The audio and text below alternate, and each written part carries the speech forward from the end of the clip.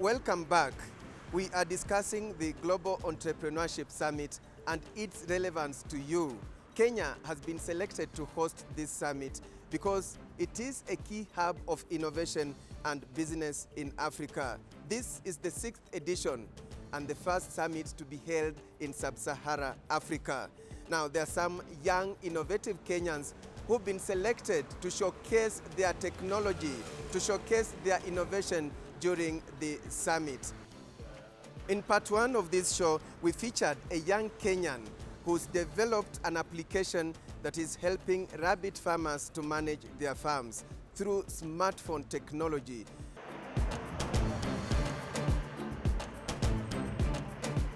Let us now hear the story of yet another Kenyan who will be showcasing his technology during the summit. He's come up with a safety jacket that will help reduce motorcycle accidents.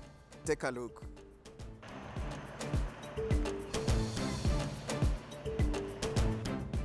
One day, as I was going home from work, I witnessed a motorcyclist lifting his right hand to signal a matatu that he wants to make a right turn. So the matatu driver nearly hit him.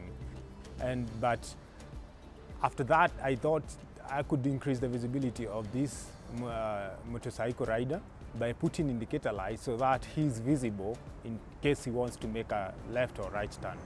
And that's how Cloud Light was born. As Cloud Light, we came up with our own circuit that we developed. So the circuit, we install it on the motorcycle. So it taps from the existing motorcycle indication system and will send those signals via Bluetooth to the vest that I am wearing right now. From there, the signals then, if you brake on the motorcycle or if you indicate on the bike, then the sensor will pick those signals and will send them to the jacket, and it will show at the back if you want to brake or if you want to make a left or right turn. So it's our own technology that we developed. So we are just through with pilot testing with a few motorcyclists, even here in the CBD, Nairobi. And we've had a positive response about it.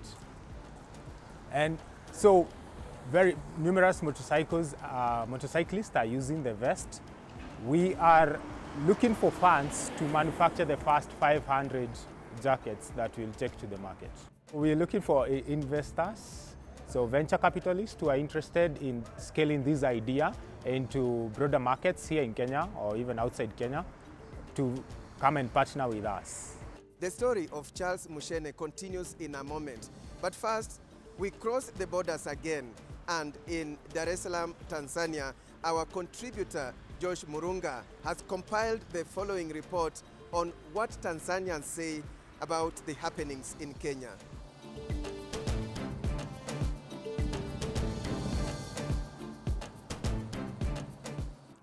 Here in Dar es Salaam, people are already talking about the visit of President Barack Obama to Kenya. Remember, Dar es Salaam hosted him 2 years ago, so the people of this city know what it means like to have such a dignitary amidst them. Wengi walifurahia kwamba huyo rais wa Marekani amekuja, na unajua rais huyo ametokea kuwa alipendwa sana, lakini kuja kwake jinsi ambavyo kulikuwa na mambo mengi, tunaita Waswahili kashikashi nyingi, wa machinga kuondolewa, mausafi, nini. Those are the views of the few that I was able to talk to.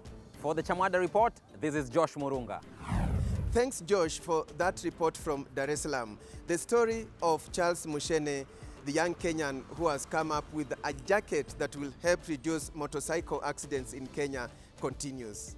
So the vest works, one sensor installed on the bike can work on 2 vests, one for the rider and the other one for the passenger. So both of them will be showing. If the rider doesn't have a passenger, it will still be working on his vest. The innovation actually safeguards every motorcyclist who is riding on the roads. Major district hospitals in Kenya have special wards for motorcycle accident victims. These people they are breadwinners in some families. And so using the Cloud Light vest, we are safeguarding their employment and ensuring that they don't spend their money on hospital bills. Jacket kama hizi tunaonelea kwamba lighting system ikiwa intensified, wale waendeshaji wengine wa pikipiki ama waendeshaji wa magari barabarani wataweza kutuona vizuri na kuweza kuzuia ajali mingi barabarani. So the future is we'll export this innovation to other countries that have motorcycles, motorcycle taxis. For example, in Uganda, Nigeria, South Africa, all these countries have motorcyclists. So we anticipate to export the innovation and have other people in emerging markets and all over the world using the innovation. So NILAB is a business incubator that incubated Cladlight for 6 months. We learned business skills, entrepreneurship skills, risk management, finance, keeping accounts, keeping proper books of accounts, and they also gave us seed funding, which helped us to start prototyping on this innovation. We are very happy that over 10 of our innovators will be exhibiting at the GES, pre-GES conference. And the value is clear for them. The value is, number one, they will meet customers who can buy their products. Number two, they're likely to meet partners who can help them with their distribution channels. Number three, we are looking towards them meeting investors who can put money into their businesses so they have a bit more runway. And so just those three values are exactly what every innovator needs to scale even globally. Customers, partners, and money. Capital, that is. So it just tells us that we have a lot of untapped potential in this country that we need to start tapping into. We need to be able to, number one, make sure they have access to information. Let's make sure this last mile connection of internet, everybody has between 5 to 20 meg of internet in their homes. They will do amazing things when you do that. Two, let's increase the skill levels. Our education system needs to actually be upgraded or changed. We need to be able to make sure it's more interactive, it's more free flow, not just structured to produce factory workers, because that's what it is. Time now for Expert View, and economic analyst Ali Khan Sachu has the following perspective about the impact of the Global Entrepreneurship Summit on Kenya. Well, I think, it is a recognition of the entrepreneurialism and entrepreneurship that is in the Kenyan psyche, in the Kenyan DNA. And if you look at America, America was built on entrepreneurship, from Silicon Valley to the great bankers to the great industrial magnates, and a very strong startup culture. So I think this is a very powerful statement from President Obama, recognizing this entrepreneurial quality of the Kenyan economy. And that differentiates us from a lot of other African countries in a very positive way. So the first thing, the US has a huge advantage compared to China. Hard power, US AFRICOM.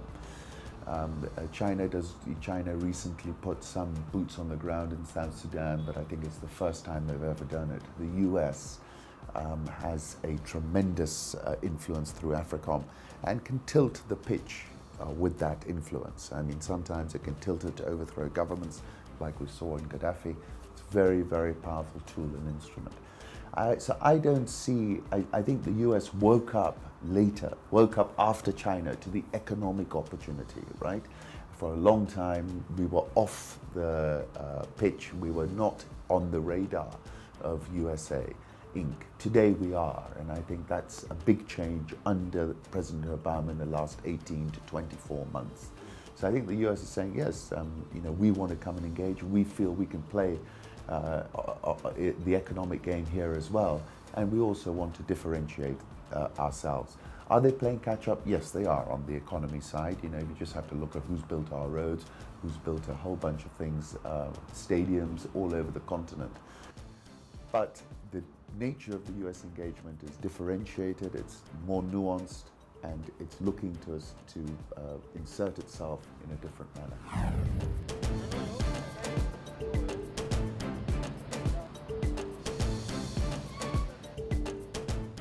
Aweze kupromote hata tourism, at least tourists warudi. Since the America has developed because of entrepreneurship, we expect him to maybe talk to our president or the government officials. Then he can give them hints about the economy and how to develop our country, because we are looking to achieving Vision 2030. Akuja at least hawa wazungu wanakuja watalii hawa waongezeke, kwa sababu wamekuwa wachache sana kwa hii Kisumu hapa hivi. Sioni faida na hata hatuna kopi kwamba atakuja kutusaidia kwa njia gani. I'll want Obama to exert some pressure on our government especially in terms of fighting corruption. Kitu cha kwanza ni kumuuliza amesikiaje akiwa president wa the biggest country or the greatest country in the world. Being his origin is from Kenya and now he's the president of the whole world, that is how he could answer me that. I'll be very happy. That brings us to the end of the show. Remember, this show is about you and with you, presented on location. Till next week, when we'll bring you another informative edition on issues that affect you, I'm Alex Chamwada. Bye-bye.